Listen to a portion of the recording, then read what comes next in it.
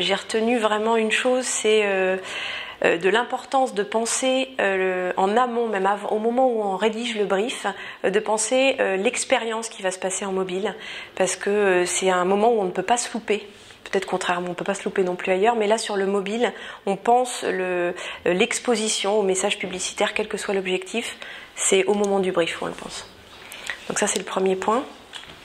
Le second point, c'est qui est un peu moins glamour peut-être, mais qu'on réfléchit, enfin en tout cas moi que je mets de plus en plus au moment du brief, c'est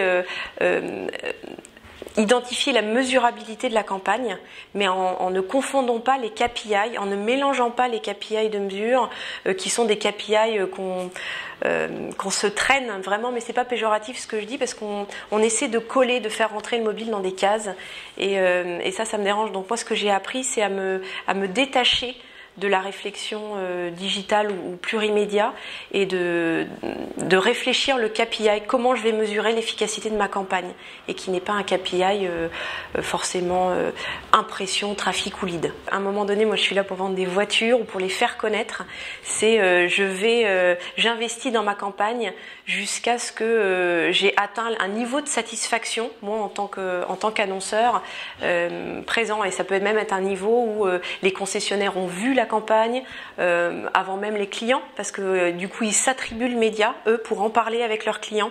Tiens, j'ai vu cette telle campagne notamment sur Clio en septembre, c'est arrivé, où moi j'ai un des anciens vendeurs avec qui je travaillais qui m'a appelé en me disant tiens, hier soir chez moi j'ai vu la campagne sur ma tablette ou sur mon mobile. Donc ils s'attribuent. C'est un point de contact aussi pour parler avec le client après qu'il passe en concession. Ce qu'il y a, c'est que le mobile, ce média je trouve de plus en plus intéressant, parce que c'est vraiment une pelote de laine, hein, parce que plus on tire, plus on s'aperçoit que le fil est long finalement, et on peut activer plein de choses. On n'est pas obligé d'être que dans l'affichage, que dans la génération de leads, encore comme on pourrait l'imposer depuis les réflexions web. On est aussi dans une expérience qui est très CRM pour moi. Donc c'est l'enjeu de la mise en place d'une relation vraiment individuelle, vraiment one-to-one en mobile.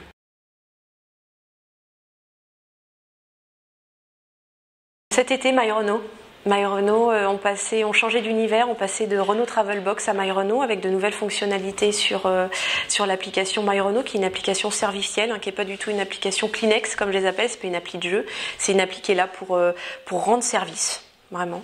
Et donc l'enjeu, c'était de la faire télécharger et de la faire utiliser, que les personnes s'inscrivent au programme MyRenault depuis leur appli. Donc il fallait identifier des personnes qui avaient un mobile, un iPhone ou Android, et qui étaient possesseurs d'une Renault. Donc voilà, donc ça a été une réflexion avec l'agence qui a été comme si on était une petite PME où on était pure player et qu'on avait notre produit, c'était MyRenault. On n'est pas du tout parti dans la réflexion d'une campagne classique de notoriété de la campagne, hein, parce qu'on aurait très bien pu se limiter à un interstitiel avec un call to action téléchargez-moi. Bon voilà, ça c'est bien, hein, je dis pas que c'est pas bien, mais c'était une des briques. On s'est vraiment intéressé à, depuis le mobile, qu'est-ce qu'on peut activer le levier pour toucher des personnes qui sont possesseurs de Renault. Donc un de nos premiers réflexes qui était pour moi, même si ça paraît ultra basique, c'était le SMS. Et ça a super bien fonctionné, voilà, parce que j'ai croisé ma base opt-in SMS en leur envoyant un message. Alors j'ai testé j'ai fait du test AB, hein, en fonction des messages.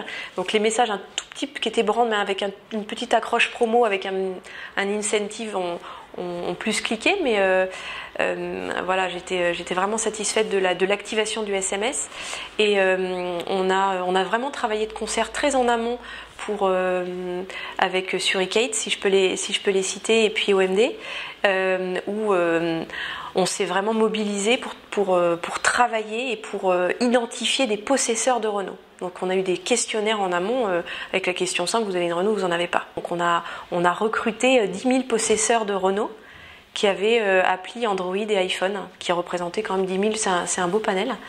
Donc voilà, donc les trois leviers, SMS, possesseurs de Renault via Suricate, et puis du display classique.